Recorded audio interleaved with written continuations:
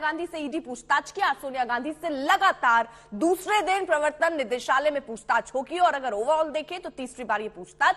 इससे पहले जो पहली बार पूछताछ हुई थी वो 2 घंटे तकरीबन चली, कल की पूछताछ 6 घंटे की थी और आज भी पूछताछ होनी है। National Herald money laundering case में यह तीसरा मौका होगा जब सोनिया गांधी आज ईडी अधिकारियों के सवालों का जवाब देंगी। पहली बार 21 जुलाई को करीब 2 घंटे उनसे पूछताछ हुई, कल करीब 6 घंटे, कुल मिलाकर करीब 8 घंटे अब तक पूछताछ हो चुकी है। सूत्र ये कह रहे हैं कि ईडी के अधिकारियों ने सोनिया गांधी के सामने सवालों की झड़ी लगा दी। आज तक को सूत्रों से मिली जानकारी के मुताबिक सोनिया गांधी से पूछा गया कि उन्होंने यंग इंडिया प्राइवेट लिमिटेड का निदेशक बनना क्यों स्वीकार किया।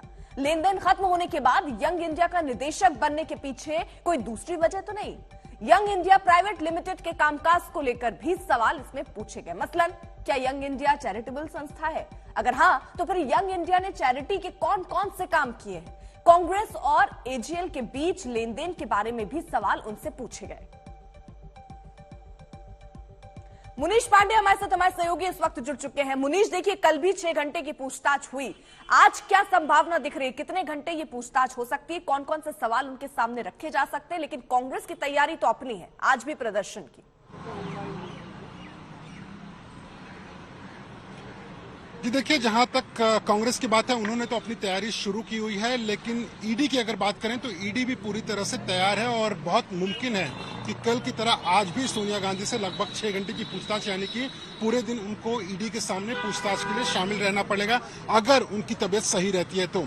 जहां तक ईडी की बात करें, ईडी का ये कहना है कि कई जो महत्वपूर्ण सवाल थे वो सोनिया गांधी से पूछ ले गए हैं, जिसमें कि सबसे महत्वपूर्ण था पैसों को लेन देन को लेकर, क्योंकि यहाँ पर यह समझना जरूरी है कि आखिरकार पूरे मामले में किस बात की जानकारी ईडी निकालना चाहता है। और सीधे तौर पे आम भाषा में अगर बोले तो 50 लाख रुपए का निवेश करके आपको 2000 करोड़ रुपए की संपत्ति मिल जाती है, यही आरोप लगे हैं और इसी चीज को लेकर ईडी जांच कर रही है। और इसी चीज को लेकर सोनिया गांधी से भी सवाल पूछा गया कि आखिरकार 50 लाख रुपए का सिर्फ निवेश करके उस कंपनी के जरिए जिसकी आप डायरेक्टर बनती हैं, 38% की शेयर होल्डर बनती हैं, उस कंपनी ने 2000 करोड़ रुपए ले लिए, क्या इसमें कुछ गलत हुआ था या नहीं हुआ था?